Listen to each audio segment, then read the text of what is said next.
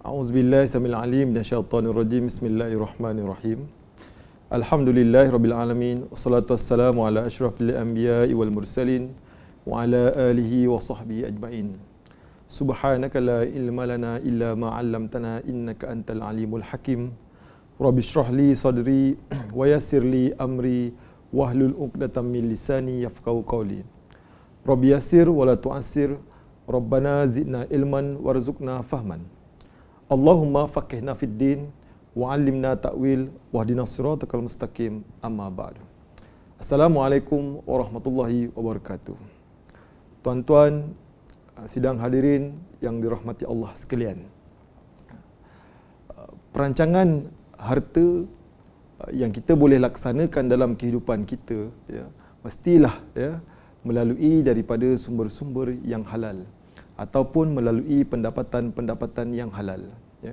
Jadi insya-Allah pada hari ini saya akan ulas berkaitan dengan bagaimana kita merancang keberkatan hasil dari pendapatan yang halal.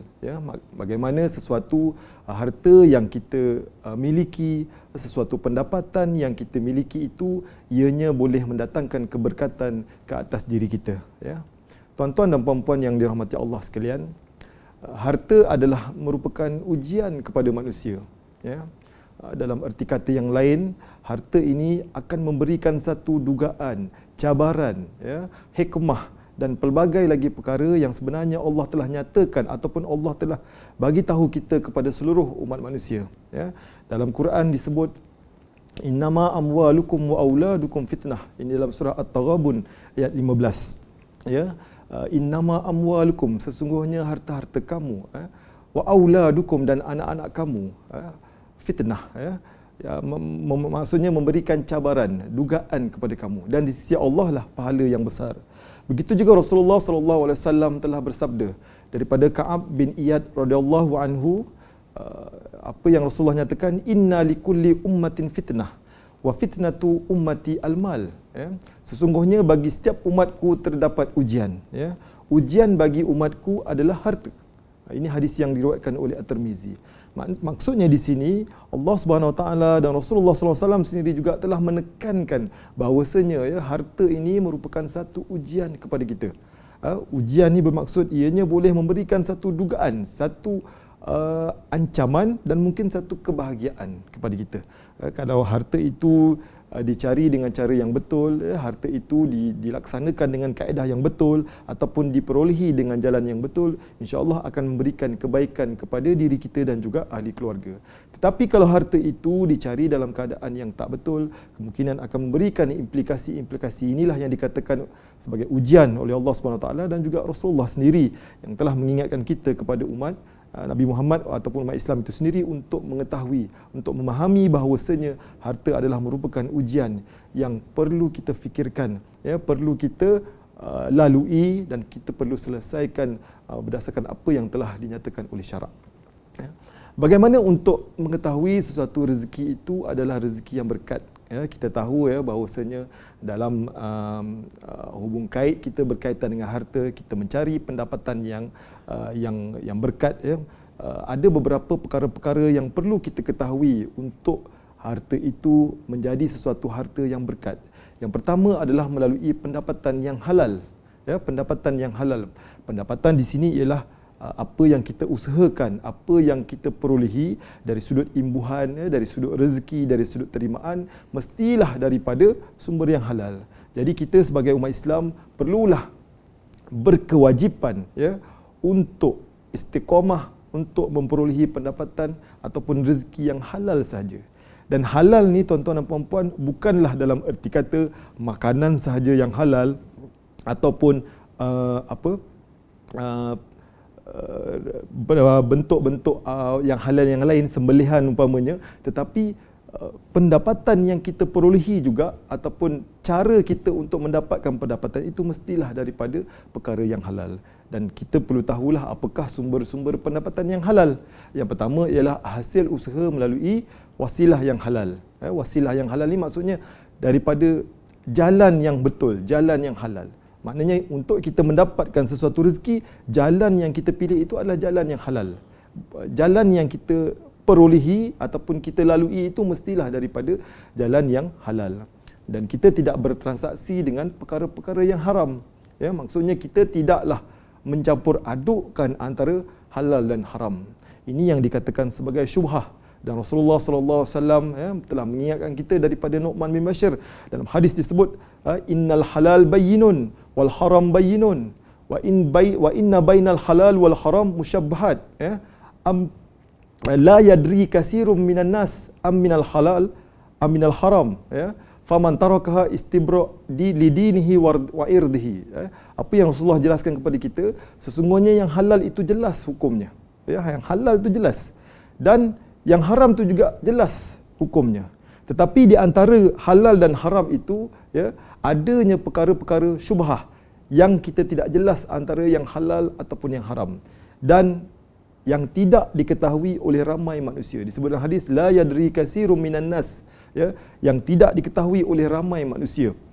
Dan maka barang siapa yang berjaga-jaga daripada perkara yang syubhah, maksudnya sesiapa yang memelihara dirinya daripada perkara yang syubhah, maka dia telah menjaga agama dan kehormatannya.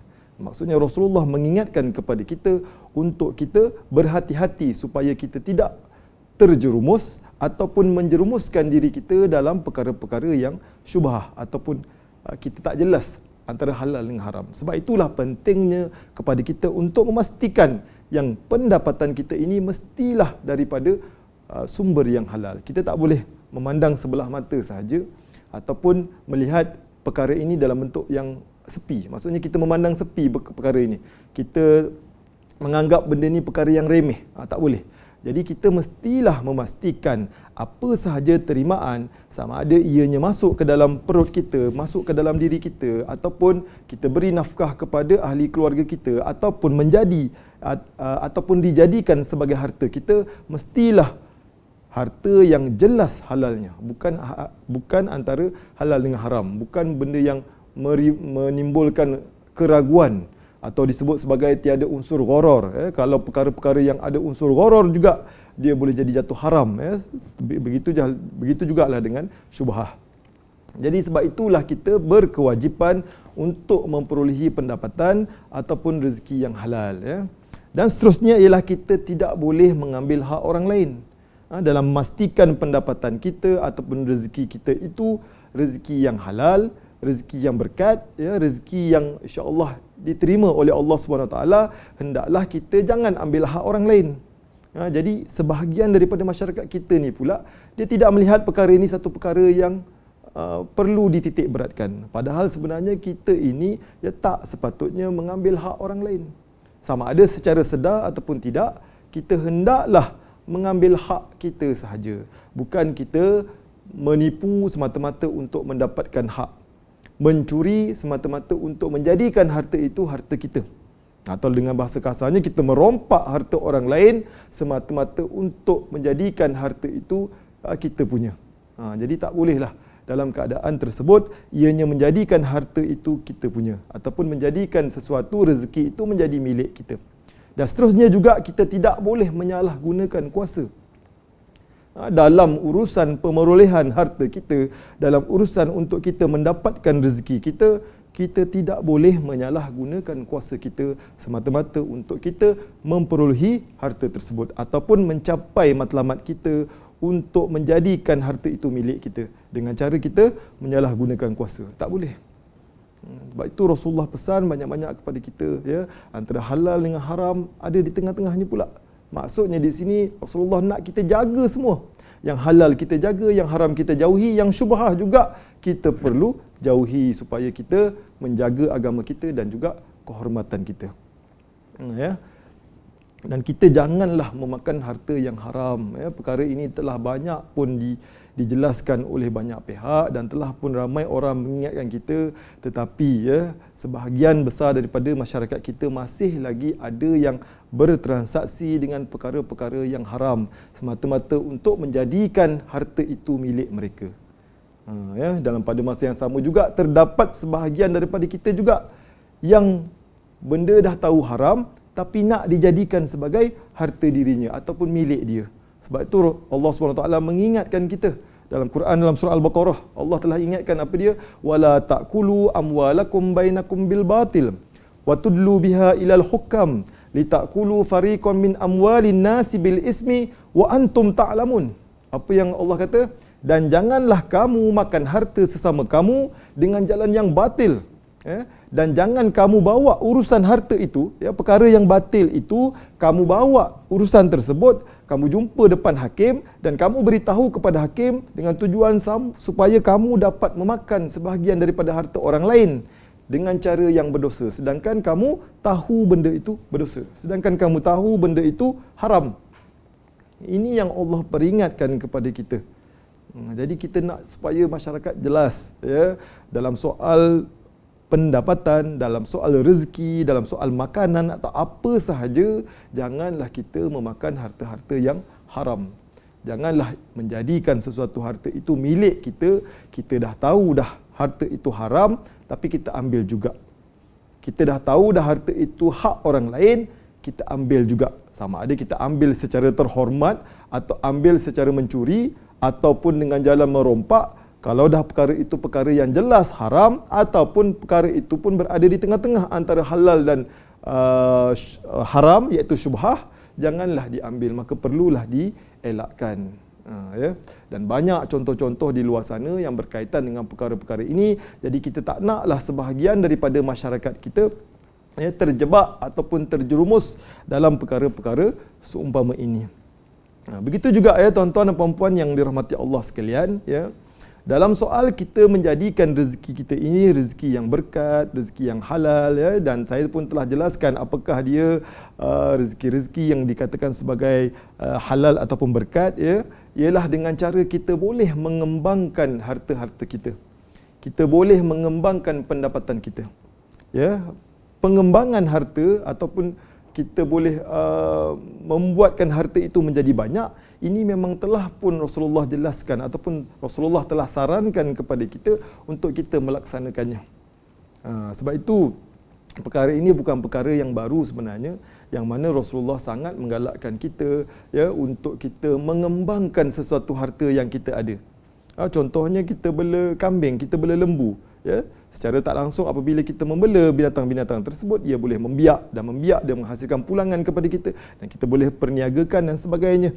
Begitu juga kalau kita mempunyai harta-harta lain, umpamanya dalam bentuk simpanan, kita mempunyai rezeki yang lebih, ada mempunyai wang dan sebagainya, kita boleh buat simpanan ataupun kita boleh melaburkan harta kita, supaya ianya boleh memberikan pulangan kepada kita.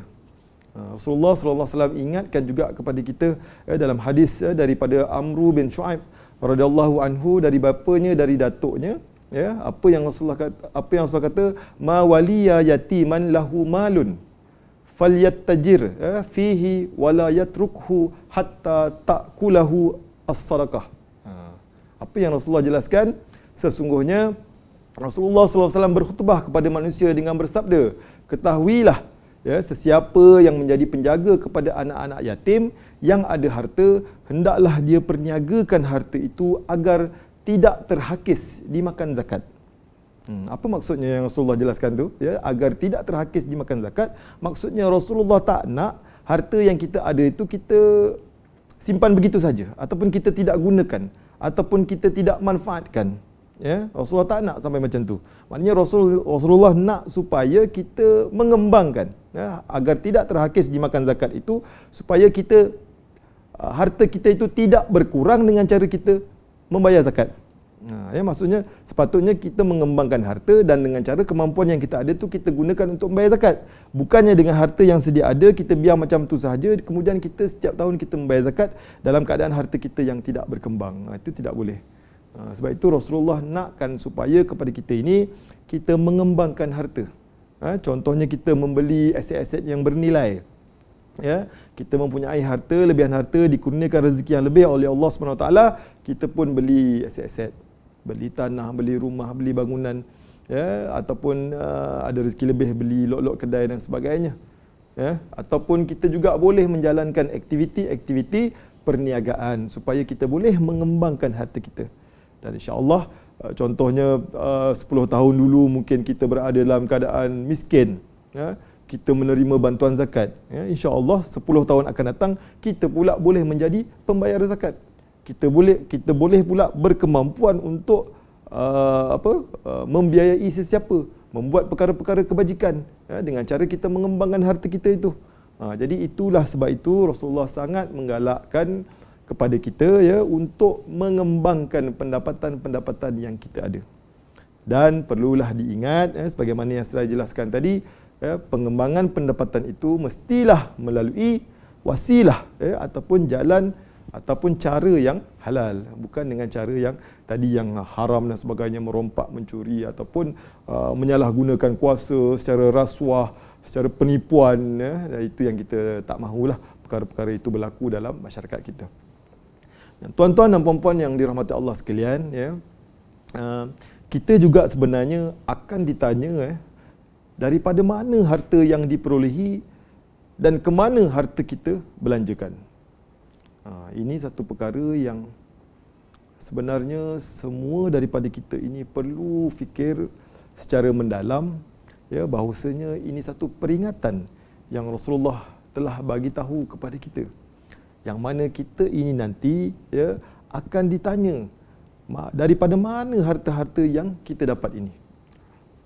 Kita ada sebuah kereta, kita ada sebuah rumah, kita ada sebidang tanah, ya, ditakdirkan Allah kita beli lagi sebidang tanah lain, ditakdirkan Allah kita berusaha, kita memperolehi rezeki yang berkat, rezeki murah dan sebagainya, kita pun menambah harta-harta kita, beli aset yang bernilai di sana sini, membuat perniagaan-perniagaan, dan semua itu Allah akan tanya kepada kita. Ini satu perkara yang tuan-tuan dan puan-puan perlu memahami, perlu mengambil iktibar, dan perlu juga, ya, menitik beratkan, ya, benda yang sangat penting untuk difahami, yang mana Allah akan tanya kepada kita nanti. Ini diperingatkan oleh Allah Subhanahu Wa Taala, oleh Rasulullah sallallahu alaihi wasallam, ya. Apa yang Rasulullah kata, la tazulu qadama abdin hatta yus'ala an umrihi fima afnah wa an ilmihi fima fa'alah wa an malihi min aina iktasabah wa fima anfaqah wa an jismihi fima ablah. Ya, apa dia yang Rasulullah kata? Daripada Abi Bazrah Al-Aslami radhiyallahu anhu, Rasulullah sallallahu alaihi wasallam bersabda, tidak akan melangkah kaki anak Adam pada hari kiamat nanti, ya, sehingga ditanya mengenai ada 4 perkara yang Allah akan tanya kepada kita nanti pada hari kiamat. Apa dia? Tentang umurnya, pada apa ia habiskan. Hatta yus'ala an umrihi fima afnah. Tentang umurnya, pada apa ia habiskan. Ya. Kita umur kita, contohnya, kita ditakdirkan Allah ataupun kita ini sekarang, ya, masih hidup ini, kita telah melalui fasa-fasa kehidupan. Daripada umur kita 1 tahun, ya, bayi, sehinggalah kita meningkat dewasa, sehinggalah kita boleh berniaga, sehinggalah kita boleh mencapai kejayaan dalam hidup, dan sehinggalah kita dimatikan. Dan Allah akan tanya semua itu. Pada apa ia habiskan. Bagaimana kita menghabiskan umur-umur kita.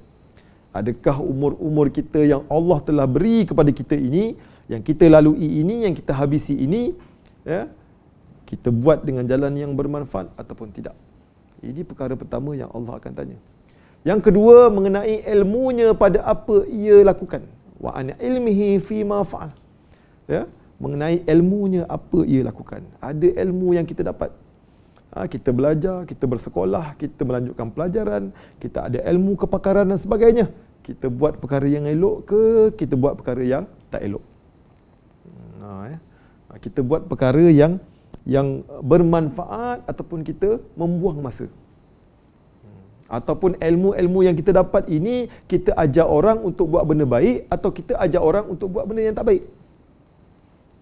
Ataupun dengan ilmu yang kita ada ini, kita guna dengan cara yang betul ataupun kita salah guna. Ini yang kita perlu fikirkan daripada sekarang, yang mana Allah akan tanya satu persatu nanti. Yang ketiga, ya, Rasulullah, ya, mengingatkan kita, ya, apa dia yang Rasulullah kata? Wa amalihi min aina iktasabah wa fima anfaqah. Ini yang tadi saya telah jelaskan mengenai hartanya, daripada mana dia perolehi Ya, dan ke mana dia belanjakan. Dapat harta itu dengan cara apa? Cara jual beli ke? Cara mencuri ke? Ya, cara sembunyi-sembunyi ke? Ya, ataupun dengan cara yang macam mana? Ini semua juga Allah akan tanya kepada kita. Dan bagaimana kita belanjakan harta kita? Kita belanjakan dengan jalan yang betul ataupun tidak? Kita membelanjakan untuk diri kita atau untuk orang lain? Kita membelanjakan ke tidak harta kita ini untuk tujuan-tujuan kebajikan? Ini yang Allah akan tanya nanti kepada kita. Dan begitu juga yang terakhir sekali, Allah akan tanya mengenai apa? Wa an jismihi fi ma ablah. Mengenai tubuhnya pada apa ia habiskan. Mengenai dirinya ni. Dia habiskan diri dia ni untuk perkara apa? Untuk perkara yang macam mana diri kita ini buat. Kita buat perkara yang bermanfaat ataupun tidak. Ya, kita gunakan tubuh kita ini untuk melakukan kerja ataupun tidak. Kita mempunyai tubuh badan kita yang baik ini, kita menyeksa orang lain ataupun tidak. Kita ambil kesempatan ke atas orang lain ataupun tidak. Ini yang Allah akan tanya dan diperingatkan oleh Rasulullah sallallahu alaihi wasallam kepada kita. Jadi daripada rezeki-rezeki yang kita dapat ini, ya, kita diperingatkan dengan banyak perkara yang kita tidak boleh lari daripadanya, yang kita tidak boleh ketepikan, yang kita tidak boleh nafikan, yang kita tidak boleh memandang sebelah mata sahaja. Ini perkara-perkara yang sangat penting untuk difahami oleh tuan-tuan dan puan-puan semua. Dan ya, sebenarnya kalau kita lihat sekarang, ya, Rasulullah sallallahu alaihi wasallam juga mengingatkan kepada kita yang akan sampai satu zaman ataupun satu masa nanti, ya, yang manusia ini tidak akan mempedulikan, ya, pendapatan-pendapatan yang diperolehi itu sama ada halal ataupun haram. Ini bukan saya kata, tuan-tuan. Ya, ini telah pun diperingatkan oleh Rasulullah sallallahu alaihi wasallam kepada kita. Ini Rasulullah yang telah ingatkan kepada kita, ya, supaya kita berhati-hati dengan keadaan ini. Ya, kita boleh lihat ini diperingatkan oleh Rasulullah dalam hadis daripada Abu Hurairah radhiyallahu anhu. Rasulullah sallallahu alaihi wasallam bersabda, apa yang Rasulullah kata? La ya'tiyanna 'alan nasi zamanun. Ya, akan datang kepada manusia satu zaman. Ya, apa dia zamannya? La yubali al-mar'u bima akhazal mal am minal halal am min haram. Apa dia? Akan datang kepada manusia satu zaman di mana mereka tidak lagi mempedulikan, ya, bima akhazal mal, bagaimana harta diperolehi, bagaimana harta yang didapat, am min halal am min haram, sama ada daripada sumber yang halal ataupun daripada sumber yang haram. Ini hadis riwayat Al-Bukhari. Rasulullah dah mengingatkan kita 1400 tahun yang dulu, tuan-tuan. Ya, bukan sekarang, bukan saya yang ingatkan, tuan-tuan. Rasulullah dah ingatkan lama dah. Ya, sejak 1400 tahun yang lampau. Yang dulu, ya. Yang mana akan sampai satu masa, satu zaman yang manusia itu tidak akan mempedulikan, ya, sumber-sumber pendapatan ataupun rezeki-rezeki yang dia dapat sama ada daripada halal ataupun haram.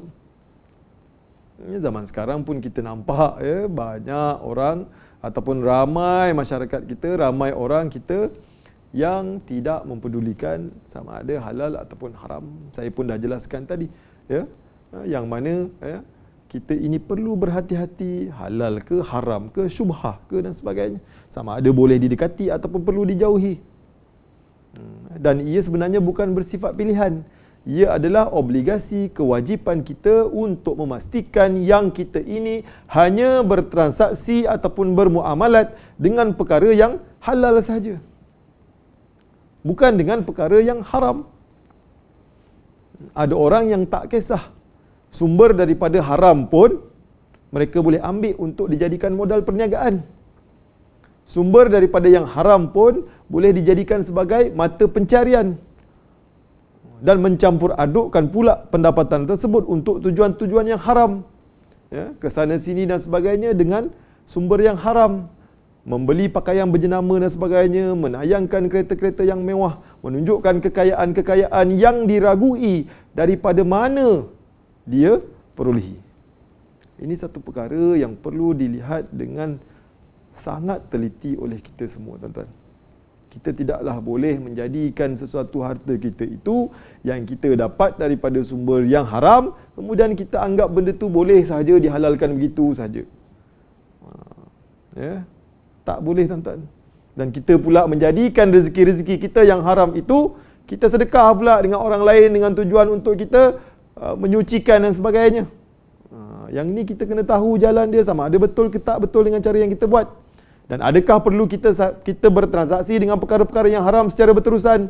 Dan kemudian kita hanya menyucikan dengan cara kita bagi sedekah sahaja dekat orang miskin, anak yatim dan sebagainya. Dengan cara itu supaya perjalanan perniagaan kita dapat diterima oleh Allah. Tak boleh, tuan-tuan. Bukan dengan cara yang begitu. Sebab itulah Rasulullah mengingatkan kepada kita, akan sampai satu masa orang dah tak peduli dah. Ya, satu-satu harta itu diambil daripada sumber yang halal ataupun haram, orang dah tak kisah dah. Dapat faedah riba daripada bank, ambil. Buat insurans konvensional, dapat cara pampasan dan sebagainya, ambil. Mencuri duit kawan, mencuri memperdaya orang, ya, menipu dan sebagainya, ambil. Ya. Menyalahgunakan kedudukan yang ada sebagai ketua dan sebagainya, menyalahgunakan kuasa dengan tujuan untuk memperdaya, untuk supaya dibayar dan sebagainya, mendapat bayaran, mendapat duit dan sebagainya. Kemudian diambil, dijadikan sebagai rezeki. Tak boleh, tuan-tuan. Kita tidaklah boleh menjadikan sedemikian rupa untuk kita mencampur adukkan pendapatan kita, halal haram, semua belasah, semua ambil. Tak boleh, tuan-tuan. Jadi kita kenalah memastikan supaya kita tak tergolong sebagai golongan yang Rasulullah kata ni. Yang Rasulullah dah ingatkan kita 1400 tahun yang dulu ni, yang akan sampai satu masa yang orang tak peduli dah. Minum arak boleh, semua boleh. Ya, mencuri boleh. Masuk saham sana, saham sini, beli saham sana, saham sini, yang kita pun tak pasti saham-saham tersebut patuh syariah ataupun tidak. Asalkan ni profit dia meningkat dan sebagainya, asalkan memberikan dividen yang besar dan sebagainya, kita rasa benda ini halal, padahal sebenarnya diragui dan kita pun tak tahu perjalanan perniagaan mereka itu untuk perkara-perkara yang halal ataupun tidak. Jadi jangan sampai kita tergolong dalam golongan-golongan yang macam mana, yang tak melihat halal dengan haram ni, ataupun memandang sebelah mata, ataupun tak ambil kisah. Itu bahasa yang paling mudah. Tak ambil kisah pun, lantaklah halal ke haram ke. Janji untung sudah. Aku pun tak tahu halal ke tak. Aku pun tak tahu, aku rasa benda ni halal. Aku rasalah. Mana boleh rasa-rasa, tak boleh. Jadi kita perlu memastikan yang kita ini tidak tergolong dalam golongan yang Rasulullah telah ingatkan kepada kita, iaitu golongan yang tak peduli dah halal ke haram. Semua ambil untuk dijadikan sebagai pendapatan.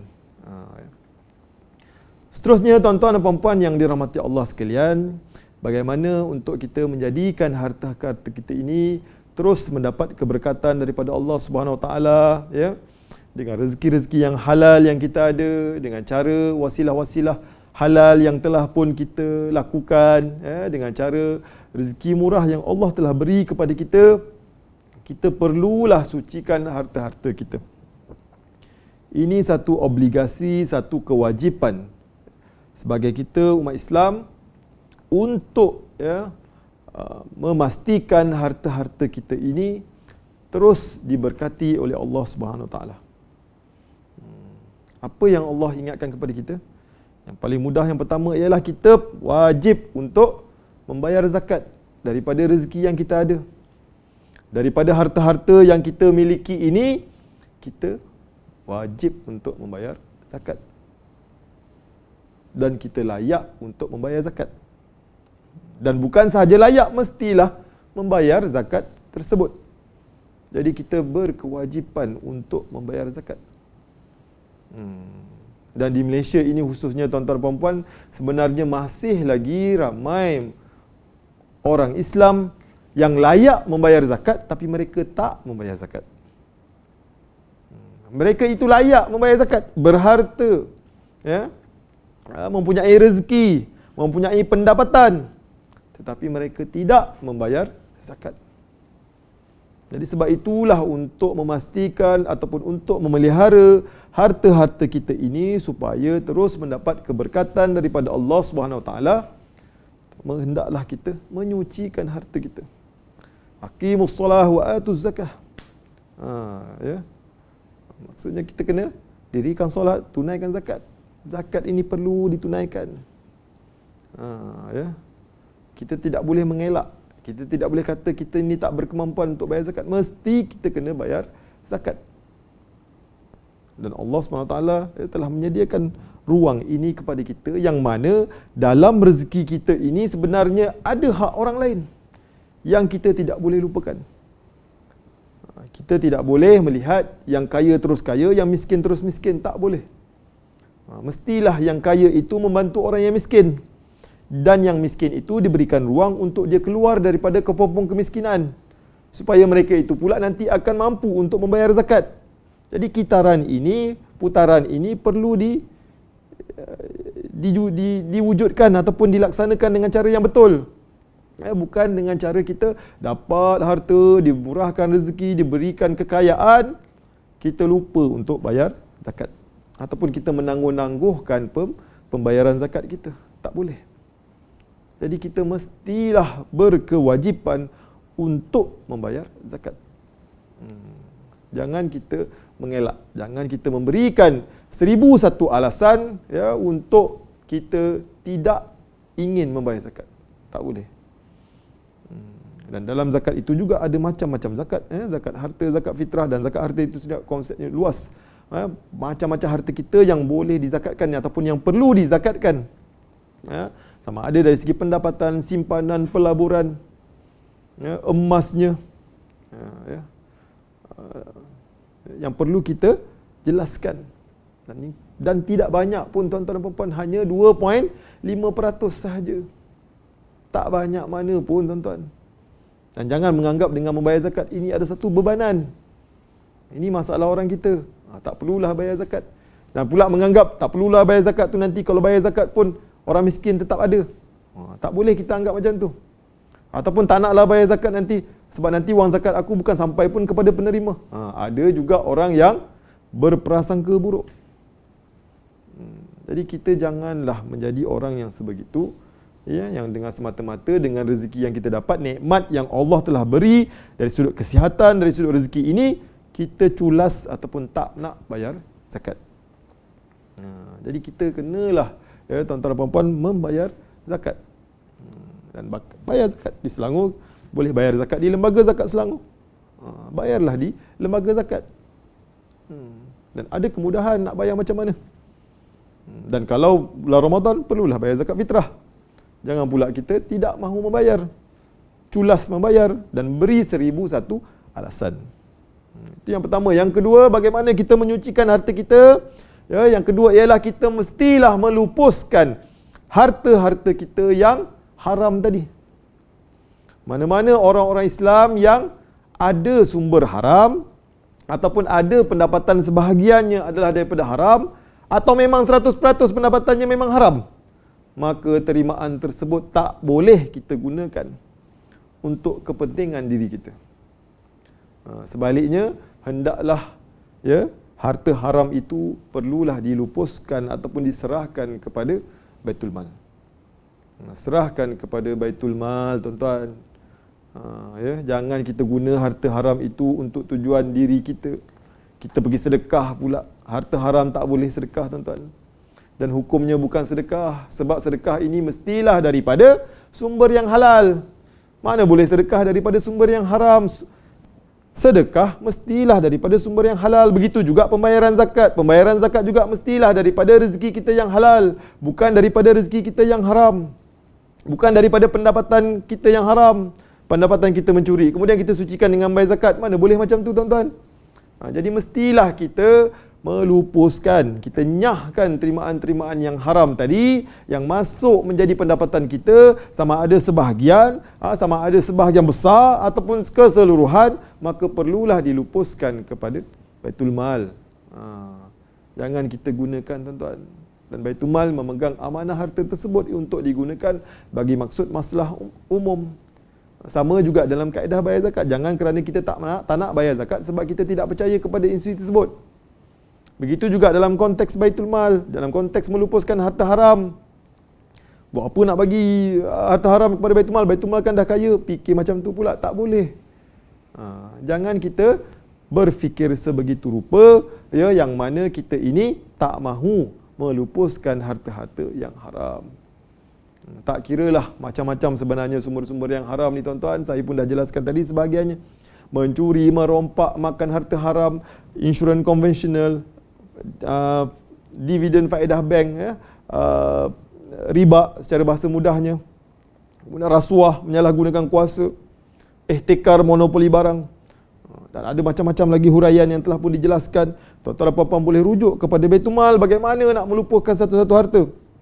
Saham-saham yang kita pernah join sebelum ni daripada syarikat-syarikat yang haram, arak, judi, yang ada pendapatannya itu daripada sumber yang arak, daripada sumber judi, loteri, nombor ekor dan sebagainya.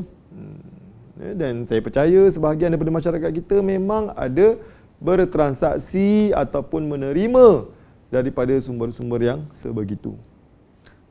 Sebab itulah kita ini, ya, tuan-tuan dan puan-puan yang lain pun boleh cuba juga untuk memastikan ahli keluarga yang lain supaya tidak langsung bertransaksi daripada sumber-sumber yang haram.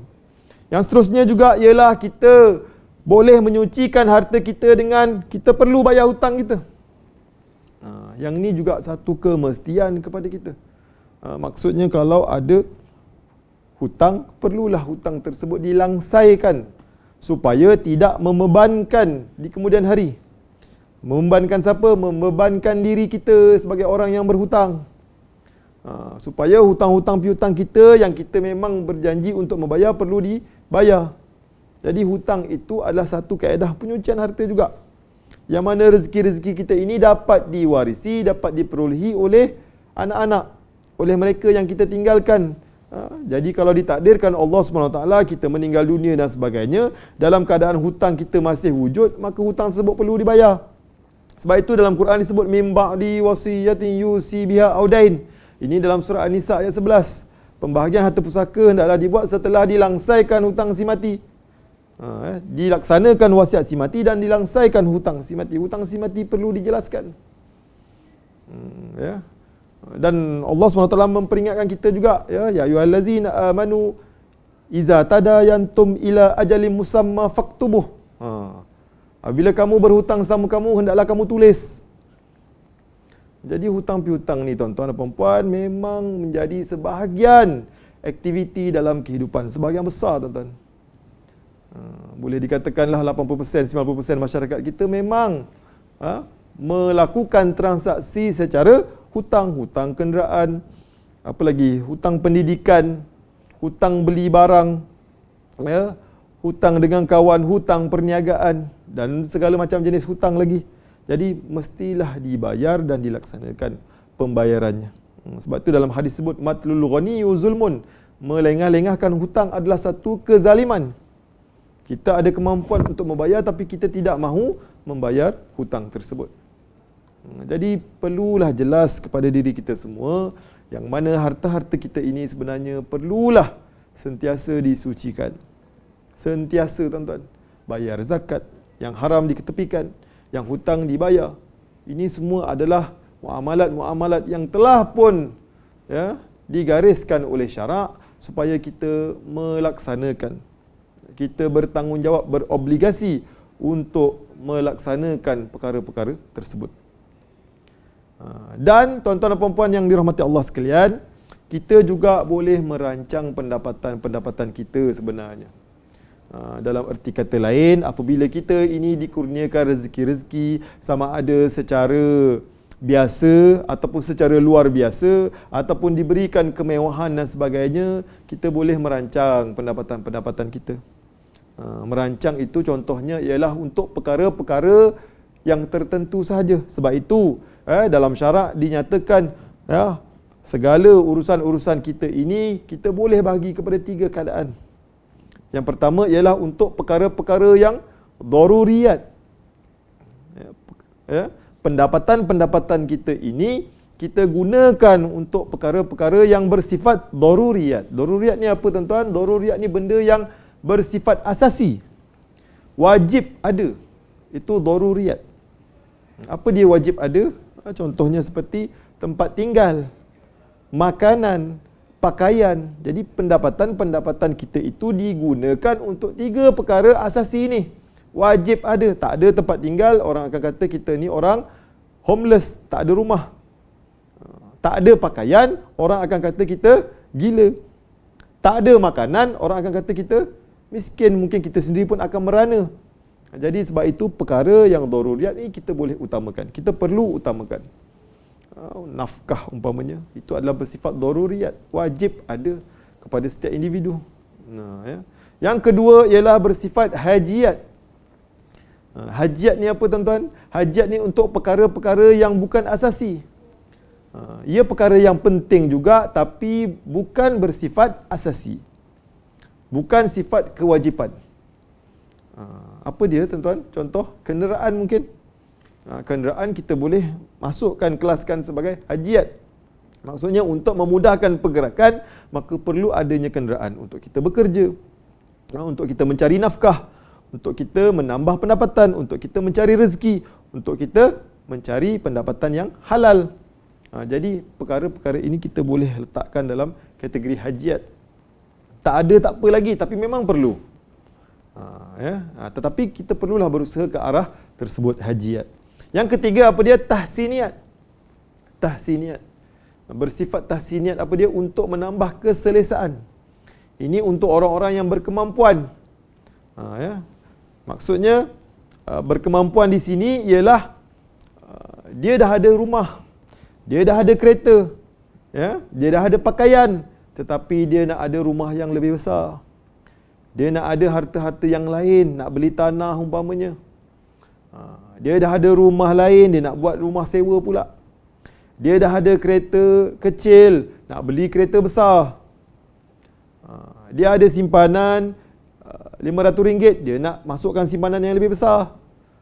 Ataupun dia nak laburkan duit dia di tempat yang lebih besar prospeknya untuk memberikan pulangan yang lebih besar.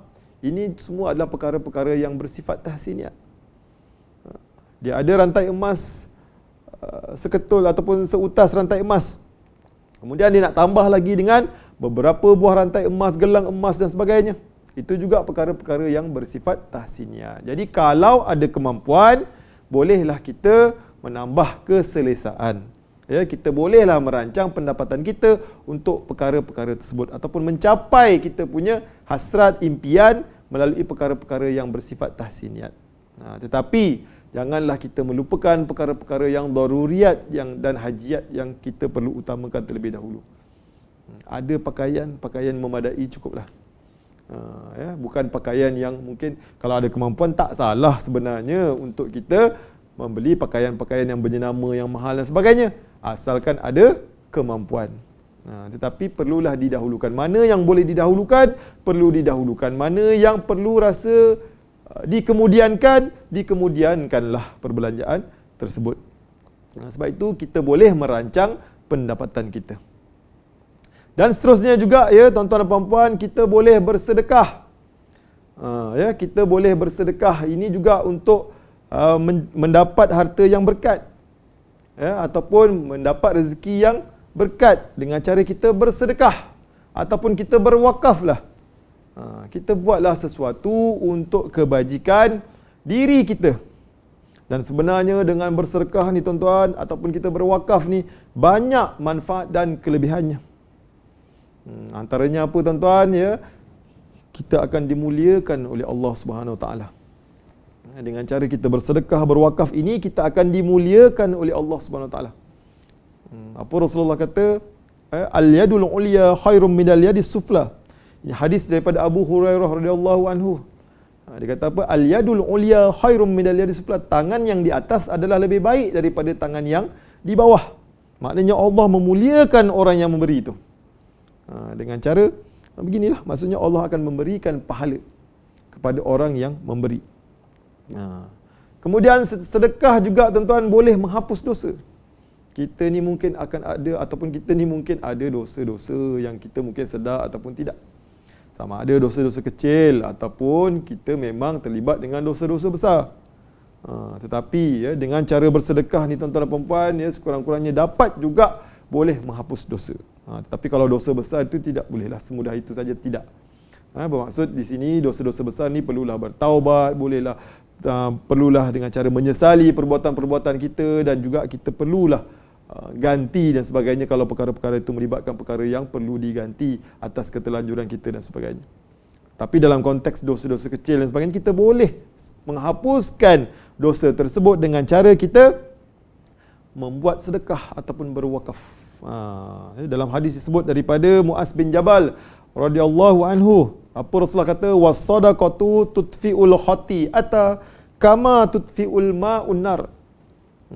Apa yang Rasulullah kata, sedekah itu dapat menghapus dosa. Sedekah ni dapat menghapus dosa sebagaimana air yang memadamkan api. Kama tudfi'ul ma'un nar. Seperti mana air yang memadamkan api. Itu bagusnya kalau kita dapat bersedekah. Kita ada lebihan harta tadi kan, kita buat perkara-perkara daruriyat, hajiat ataupun tahsiniat, kita bersedekah. Dan dengan bersedekah juga tuan-tuan dan puan-puan, dia tidak menjadikan harta kita berkurang. Ini kadang-kadang orang berfikir yang mana dengan bersedekah boleh pula berkurang harta. Saya tak naklah sedekah, saya tak cukup duit ni. Ataupun saya tak naklah bersedekah ni, nanti kan kurang duit saya. Kadang-kadang orang berfikir sedemikian. Tidak sebenarnya tuan-tuan. Allah dah janji kepada kita yang harta itu tidak akan berkurang kalau kita bersedekah. Apa yang Rasulullah kata, ma naqasat sadaqatun min mal wa ma zadallahu 'abdan bi'afwin illa izza. Tidak akan berkurang harta dengan bersedekah. Ya. Dan seorang hamba yang pemaaf, pasti Allah akan tambahkan kemuliaan baginya. Allah tambah lagi kemuliaan. Dah harta pun tak berkurang, kemudian Allah akan tambah lagi, ya, darjah kemuliaan dia. Begitu janji Allah kepada kita. Ya. Dan dengan bersedekah juga akan mendapat naungan daripada Allah SWT. Ya. Akan mendapat naungan daripada Allah SWT. Dan juga pintu syurga yang memang khusus untuk orang-orang yang bersedekah. Ini juga janji Allah kepada orang-orang yang rajin bersedekah dan berwakaf. Ya. Apa yang Rasulullah kata, wa man kana min ahli sadaqah da'a min babil sadaqah. Ya. Apa maksudnya? Jika dari golongan orang yang gemar bersedekah, akan dipanggil daripada pintu sedekah. Ya. Akan dipanggil untuk masuk syurga daripada pintu sedekah. Memang ada pintu khas untuk orang yang bersedekah. Sebab itu sedekah ini banyak manfaat. Dan manfaat lain, dijauhi daripada api neraka. Akan dijauhi juga daripada api neraka, tuan-tuan. Sebab itu ya, kita kena fahamlah yang sebenarnya dengan sedekah ni banyak kelebihan dan manfaatnya. Ya. Ittaqun nar walau bisyakkin tamrah. Ya. Jauhilah api neraka walau hanya dengan bersedekah sebiji kurma. Maknanya akan dijauh walaupun kita bersedekah dengan sebiji kurma. Tapi takkanlah tuan-tuan nak bersedekah setakat dengan sebiji kurma saja. Mestilah lebih daripada itu. Mestilah melebihi daripada tersebut. Kurma tersebut, dengan wang, dengan harta kita, kan, apa yang kita ada, kita boleh bersedekah ataupun berwakaf untuk kebaikan diri kita. Ini perkara yang penting juga kepada kita untuk kita fahami. Dan tuan-tuan dan puan-puan yang dirahmati Allah sekalian, kita juga ya boleh merancang harta kita di kemudian hari daripada pendapatan ataupun rezeki kita. Perkara yang perlu diingat kepada kita semua ialah apa dia, tuan-tuan dan puan-puan, iaitu janji Allah kepada kita. Janji Allah kepada kita apa dia? Kullun nafsin za'iqatul maut. Setiap yang bernyawa itu pasti akan menghadapi kematian. Pasti akan mati. Kullun nafsin za'iqatul maut. Setiap daripada kita ini pasti akan mati. Saya dah ulang 2 kali dah ni. Pasti akan mati. Jadi kita boleh merancang dengan harta yang kita ada ni. Kita dah melipat gandakan usaha, mendapat rezeki, bekerja dan sebagainya, ataupun dengan harta-harta yang sedia ada, umpamanya, kita boleh melaksanakan perancangan yang sesuai ke atas harta kita. Melalui apa tuan-tuan? Melalui dengan cara berwasiat. Buatlah sesuatu untuk kebaikan diri kita. Yang mana kita boleh mewasiatkan sebahagian harta kita untuk maksud kebajikan. Kalau pada masa hidup kita tak sempat nak sedekah, ataupun pada masa hidup ini kita ada sekatan-sekatan tertentu yang menghalang kita daripada nak bersedekah, jadi kita boleh buat dalam bentuk wasiat. Kerana kebajikan yang dibuat selepas mati juga boleh diambil kira. Jadi kita boleh mewasiatkan sebahagian harta kita ini untuk kita melaksanakan wasiat. Untuk kita memberikan sebahagian daripada harta kita ini kepada pihak lain, kepada orang lain, untuk maksud kebajikan. Anak angkat umpamanya, adik ipar, mak mertua, bapa mertua, ahli keluarga yang lain yang memang mereka ini tak dapat harta pusaka daripada kita, kita boleh bagi sebahagian. Ataupun dalam konteks yang lebih besar, kita sedekahkan sebahagian daripada harta kita untuk masjid, wakafkan sebahagian untuk ma'at hafiz dan sebagainya. Jadi kita boleh gunakan sebahagian daripada harta kita ini untuk kita buat dalam bentuk wasiat. Buatlah wasiat. Yang kedua, buatlah hibah. Kalau ada harta-harta kita yang kita nak beri kepada orang yang kita sayang, kita boleh beri dalam bentuk hibah. Cuma hibah ini adalah pemberian semasa hidup. Bermaksud rezeki-rezeki kita, pendapatan-pendapatan halal kita yang kita dapat pada masa hidup, kita boleh hibahkan, bagi siap-siap. Bagi kepada penerima, bagi kepada anak-anak, bagi kepada sesiapa yang kita sayang. Kita nak beri harta yang lebih dan sebagainya. Jadi tak perlu tunggu selepas meninggal dunia. Bermaksud pada masa hidup sahaja kita dah boleh tentukan dan kita boleh beri dan mereka boleh terima harta daripada kita. Jadi buatlah secara wasiat, buatlah secara hibah. Dan instrumen, kedua-dua instrumen ini tuan-tuan dan puan-puan boleh diguna pakai dalam kita melakukan transaksi dalam kehidupan. Dalam kita melakukan transaksi pindah milik ke atas harta-harta kita. Dan tuan-tuan dan puan-puan boleh melakukan urusan ini melalui MAIS dan sebagainya. Jadi buatlah perancangan harta dalam ataupun daripada rezeki-rezeki kita dan juga pendapatan-pendapatan kita. Dan harta-harta yang lain yang sekiranya ada, bolehlah dibahagikan secara faraid. Dan perkara yang tidak kurang pentingnya juga tuan-tuan dan puan-puan, jika ada seorang yang meninggal dunia dan berharta dan tuan-tuan dan puan-puan adalah merupakan waris-warisnya, hendaklah segera membuat penyelesaian untuk membahagikan harta-harta pusaka kepada waris-waris yang berhak secara faraid. Ini untuk meneruskan kesinambungan daripada rezeki dan juga pendapatan-pendapatan kita, tuan-tuan. Selama kita cari ini harta kita ini telah mendapat keberkatan dengan cara kita membuat segala amal jariah, dengan cara kita membayar zakat, dengan cara kita menyempurnakan segala liability yang ada. Tetapi perkara-perkara ini perlulah diteruskan juga sebaik sahaja selepas kita meninggal dunia. Supaya agihan-agihan ini dapat diterima oleh waris-waris kita. Bukan dengan cara kita membiarkan harta-harta tersebut. Ini tak sebagai waris, kita ambil pula hak orang lain. Sebagai waris, kita tak buat pembahagian harta pusaka tersebut. Kerana apa? Kerana takut harta tersebut jatuh kepada pihak lain. Jatuh kepada saudara mara yang lain, jatuh kepada adik-beradik. Kita tak nak harta kita dibagikan sampai begitu sekali, kita tak nak. Jangan buat macam tu, tuan-tuan. Jadi harta-harta pusaka yang kita uruskan daripada si mati umpamanya, ataupun kita ni sebagai waris kepada si mati, hendaklah kita buat penyelesaian secara segera. Jangan ditangguh-tangguhkan, tuan-tuan. Sekarang ini kita dah tahu, sekarang ini aset yang tidak bertuan ataupun yang beku ini dikatakan sehingga telah mencapai 70 bilion, tuan-tuan. 70 bilion. Dulu orang kata 66 bilion, ada yang kata dulu 38 bilion, lepas tu naik 40 bilion, kemudian naik 50 bilion dan sekarang dikatakan sampai 70 bilion.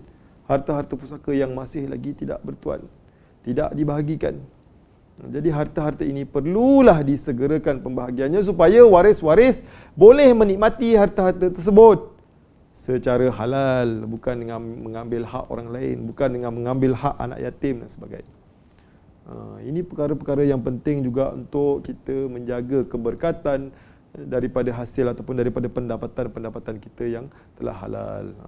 Jadi sebab itulah saya nak mengingatkan kepada tuan-tuan dan puan-puan, ya, dalam pada kita ini berlumba-lumba untuk mencari rezeki. Kita dikurniakan oleh Allah tubuh badan yang sihat untuk mencari rezeki. Kita dikurniakan pula kemurahan rezeki daripada Allah SWT, ya. Contohnya kita ini mungkin orang yang jenis mudah berniaga, mudah dapat duit, mudah mengumpul kekayaan.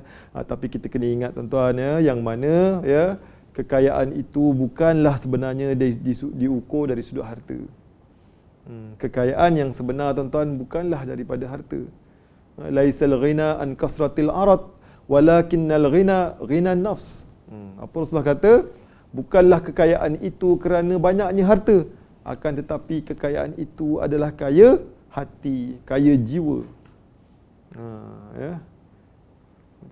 Kekayaan jiwa. Kekayaan jiwa ni apa? Akhlak mulia, makan harta yang halal, menghormati orang lain, tidak memutuskan silaturahim, menghormati orang lain, ya. Melaksanakan perkara-perkara yang telah pun disyariatkan oleh Allah, melaksanakan amar makruf, nahi mungkar, perkara yang haram diketepikan, ya, perkara yang halal sahaja diambil, unsur-unsur yang syubhah dijauhi. Itu semua adalah kekayaan yang sebenar. Maksudnya jiwa kita ini kaya dengan kita bertanggungjawab ataupun memastikan diri kita ini hanya melaksanakan kefarduan daripada Allah SWT. Pada yang sama kita mencari rezeki itu, kita mestilah mencari rezeki dalam ataupun secara melalui jalan yang diredai oleh Allah SWT. Bukan dengan cara kita menindas orang lain, mengambil hak orang lain, ya, menipu, memperdaya, berjudi, ya, ataupun kita membawa pula urusan-urusan yang memang dah jelas haram, tapi kita bagi tahu di depan orang lain yang harta-harta itu halal. Padahal kita dah tahu dah harta-harta itu tak betul. Padahal kita dah tahu dah harta-harta tersebut diragui sebagainya. Jadi itulah, ya, saya nak meringatkan kepada tuan-tuan dan puan-puan supaya kita terus memastikan segala pendapatan-pendapatan kita ini mestilah daripada sumber yang halal sahaja, ya. Jadi saya rasa mungkin cukup setakat ini sahaja pada hari ini tuan-tuan dan puan-puan.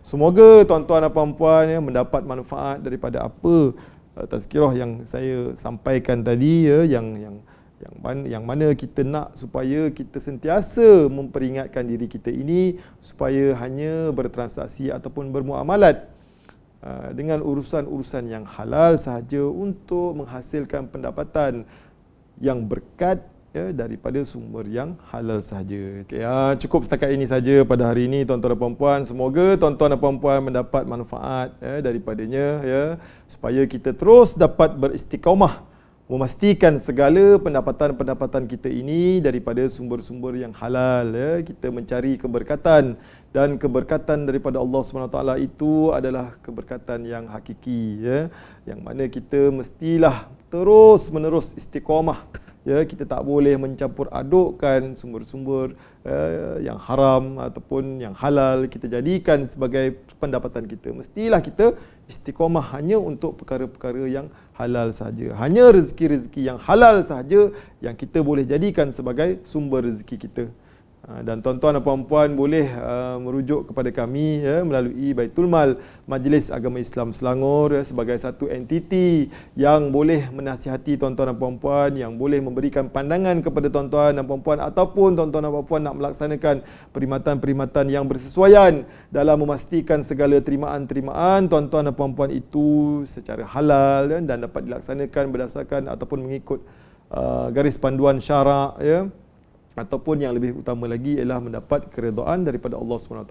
Tuan-tuan dan puan-puan boleh berjumpa kami di Baitul Mal Majlis Agama Islam Selangor, ya. Ada nombor yang dinyatakan 0355143773 ataupun 0355143772 ataupun tuan-tuan perempuan boleh emailkan sebarang persoalan-persoalan berkaitan dengan pengurusan harta tuan-tuan, ya, yang selama ini kita perolehi, bagaimana kita nak lakukan dan sebagainya, dan apakah kaedah-kaedah terbaik yang sesuai ke atas harta-harta kita supaya harta-harta kita ini dapat dinikmati oleh semua pihak, termasuklah untuk kebajikan diri kita sendiri. Jadi setakat itu saja pada hari ini. Aqulu qauli hadza wa astaghfirullahal azim li wa lakum wa lisairil muslimin wal muslimat wal mu'minin wal mu'minat. Assalamualaikum warahmatullahi wabarakatuh.